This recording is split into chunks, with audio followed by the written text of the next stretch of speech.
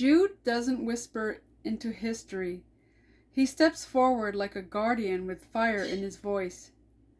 Today, we're stepping into one of the most electrifying corners of the New Testament. It's short, fierce, and absolutely unafraid to confront what threatens our spiritual clarity. Jude opens not as a celebrity, not as someone flexing his lineage, but as a servant, a man grounded in devotion rather than title. And he writes to people just like us, called with purpose, held in divine love, and kept steady even when the world feels unstable. Hi, welcome to my channel. I'm Michelle, your inner light coach, and I'm grateful you've joined me today.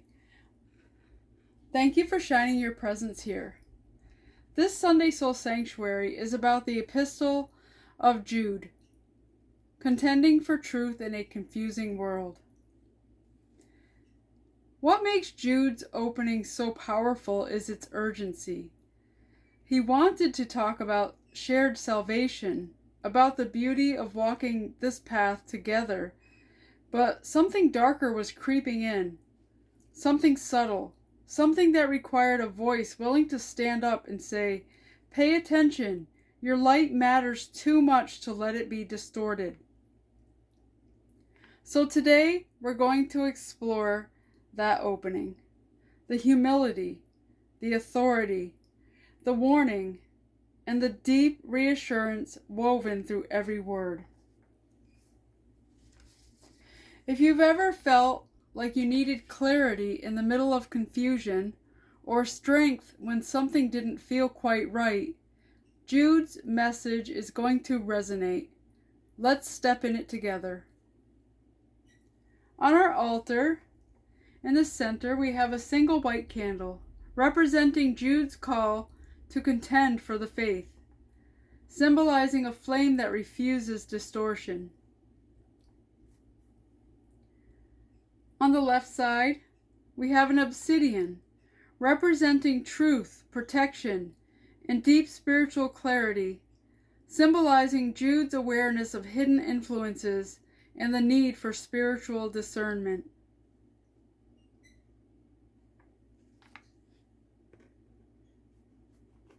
On the right side, we have a small dish of salt, representing purity, preservation, and clarity.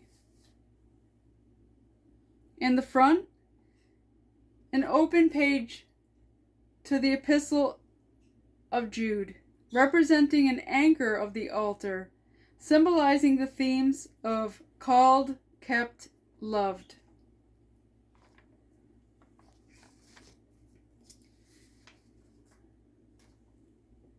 Behind the candle, we have a small flashlight representing intentional, focused discernment, symbolizing vigilance, Jude's protective voice watching over the flock.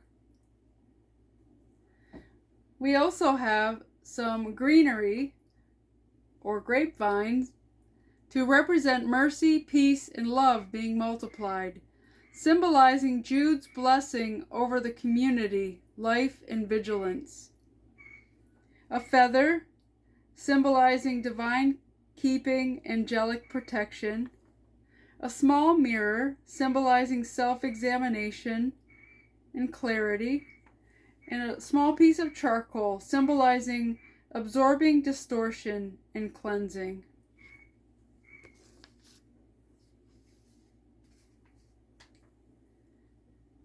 The Epistle of Jude, verse 1. Jude introduces himself with humility, a servant, not a title seeker. He writes to those who are called, loved, and kept. This sets the tone of identity, belonging, and divine protection. Verse 2.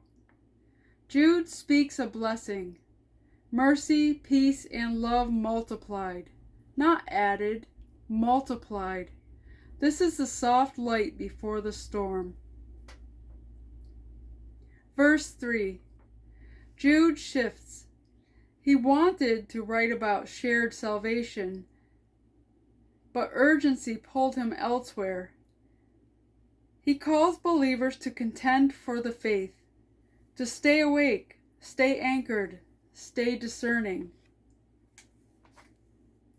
Verse 4. He warns of people who have slipped in unnoticed.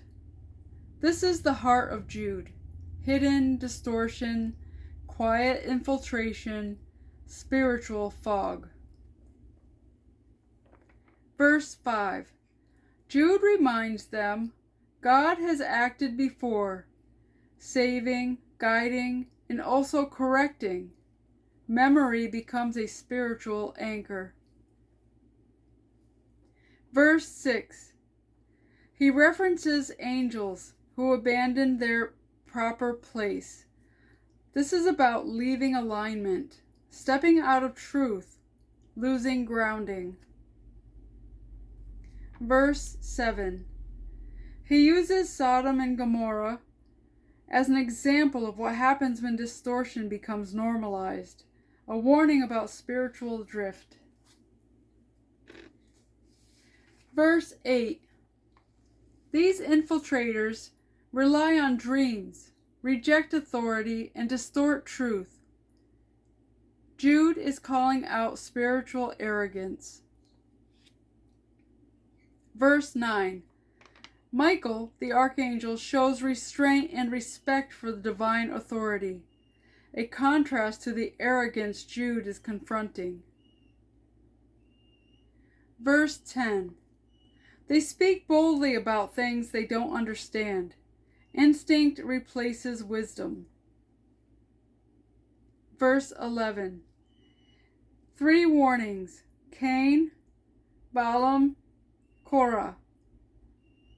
3 paths of rebellion: jealousy, greed, and pride. Verse 12. He calls them hidden reefs, danger beneath the surface, truth that exposes what is concealed. Verse 13. They are wandering stars, aimless, unanchored, unkept. Contrast with the believers who are kept. Verse 14. Jude quotes Enoch, a prophecy of accountability. Truth eventually confronts distortion. Verse 15. A reminder that every act, every word, every distortion is seen. Nothing hidden stays hidden. Verse 16. He describes their behavior: grumbling, arrogance, manipulation. A portrait of spiritual corrosion. Verse 17. Jude calls them back to the apostles' teachings. Memory again becomes protection. Verse 18. He reminds them they were warned. Mockers will come. Discernment is not paranoia, it's preparation. Verse 19. These people create division and lack the Spirit. Division is a symptom of distortion. Verse 20. Build yourselves up. Pray in the Spirit. Strengthen your foundation. Verse 21. Stay in God's love. Wait with hope. Remain kept. Verse 22. Show mercy to the wavering. Not everyone caught in confusion is malicious. Verse 23. Rescue others carefully, pulling them from the fire without being burned. Discernment and compassion. Verse 24. A triumphant promise.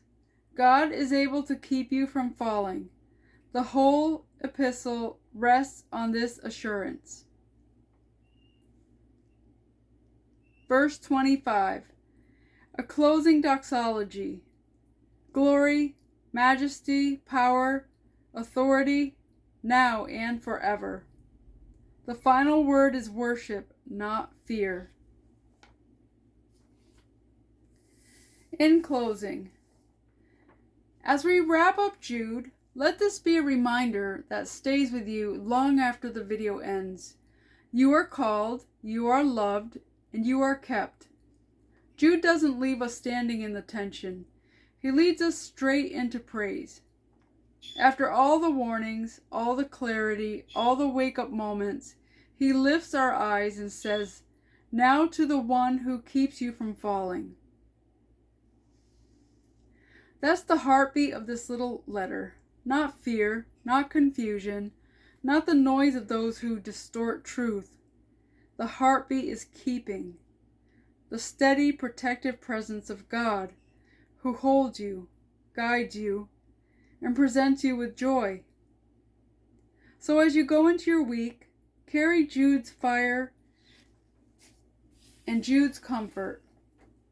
Stay awake, stay anchored, stay connected to the source, like the vine to the branch, and let your life become its own doxology, its own living declaration of glory. Mercy to you, peace to you, love multiplied over you, always. Thank you for watching.